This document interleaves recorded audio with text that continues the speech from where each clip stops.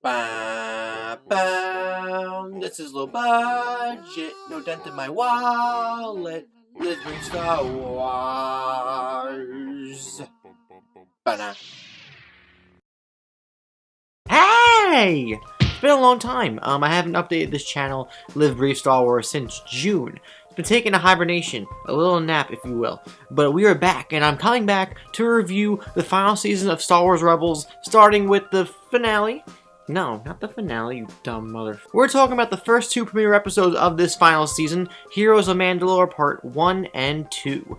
And we start this season off, this final season off, with a bang. This season's going to take us to 2018. I think it's going to be 16 episodes, so apparently no episodes are filler. According to Dave Filoni, every episode has always been a significant episode. That could be argued, in my opinion, but this season we're going to have no filler, and we get a lot for the Mandalorians in this episode. We have a great arc that's continuing for Sabine. We've seen her grow over the past couple seasons, and she's still a really young character, but to see her leadership skills be tested, and to see where she's come and where she is now, what she's doing as a character, it's very mature and uplifting and strong. There was a moment where I did really think that maybe her mother and brother were gone.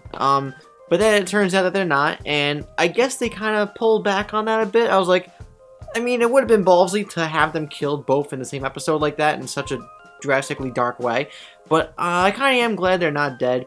She's going through a lot lately as is, so after the trials of the Darksaber and everything, still physically she was tested much, and they're kind of insinuating more with a relationship maybe between her and Ezra, which, speaking of Ezra, I really liked what they were doing potentially with him in Season 3, after the events of him meeting Darth Maul and kind of the Sith holocron.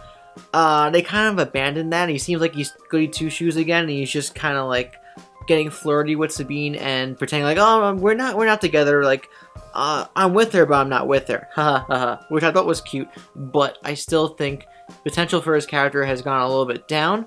This is more about Sabine, though, so I'm not taking that away from her. She was great in this episode. We don't get anything from Zeb here, so I guess he's in the Ghost chilling with Hera, and we get a little bit with Hera and Kanan, their little relationship, which I think is a little bit, tiny bit forced, because you don't really get much of flirting between them in the past 3 seasons, but it is nice to see them actually showing their relationship blossom for once. And Chopper actually has some action. He does some things. He actually gets dirty in this episode, which I really liked. You could tell that the budget has gone significantly higher since Season 1, because the effects that are going on, visually, things that are going on, the way they frame moments, really beautiful stuff. There's a lot of moments in this episode specifically. There's a couple wide shots and medium shots in particular where characters are in vast situations, vast environments, and it really shows the scale and the scope of the war that they're fighting right now. There's a moment towards the end where Ezra is seeing all the ATSTs and the battle going on inside the battle station where they're trying to take down this new device that the Empire is going to use against the Mandalorians, and it's a really awesome shot. My biggest takeaways from this episode seem to be that they're really focusing on the Mandalorians again, and that's in part because I know Dave Filoni is a big Mandalorian guy, and then that focus there is cool. I like Mandalorian lore, and I'm looking forward to seeing how this arc progresses between now and the end of this final season, and where it goes for Sabine as well, whose leadership is tested with Bo-Katan as well. Speaking of Bo-Katan, it was also really cool to see throwbacks to the Clone Wars seasons, and as somebody who has ups and downs with the Clone Wars specifically, I haven't really talked about that, and really nobody has really heard me talk about it.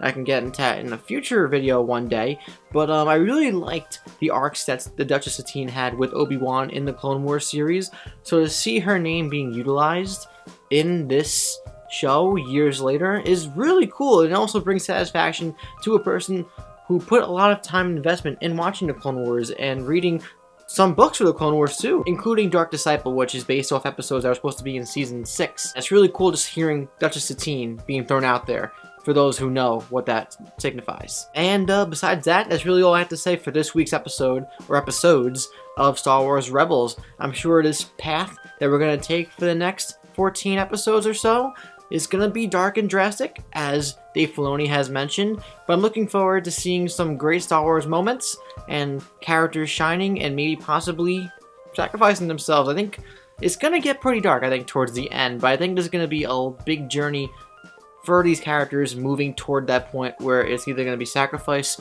or very monumental decision making. But now I want to know from you guys, if you've seen Star Wars Rebels, what'd you think of the episode? Let me know in the comments down below. Are you looking forward to seeing more from Sabine? Do you want Ezra to have a certain arc? Do you want Ezra to get with Sabine, as it seems to insinuate, kind of? And what else are you looking forward to for this final season? Let me know down below. If you enjoyed this review, please like Live Brief Star Wars, subscribe to Live Brief Star Wars, and let me know anything you want to know about Star Wars down below. I'm John Maffio, aka Mothman Jones. This is Live Brief Star Wars, and I'll see you guys next time. May the Force be with you. Always.